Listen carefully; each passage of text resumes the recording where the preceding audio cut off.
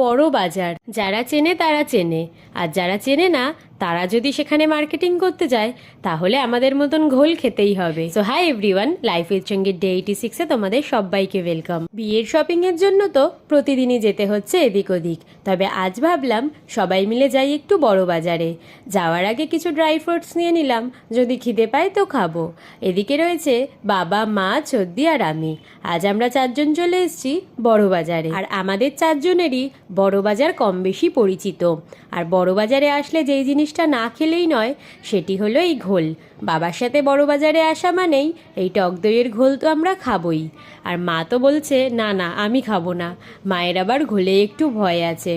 তো মার্কেটিং শুরু করার আগেই আমরা খেয়ে নিলাম সবাই মিলে এই ঘোল, তারপর চলে গেলাম মার্কেটিং করতে। প্রচণ্ড ভিড়ের জন্য বেশি আর ক্লিপস নেওয়া হয়নি। আজকের মতন এতটাই, দেখা হবে পরের ব্লগে। টাটা।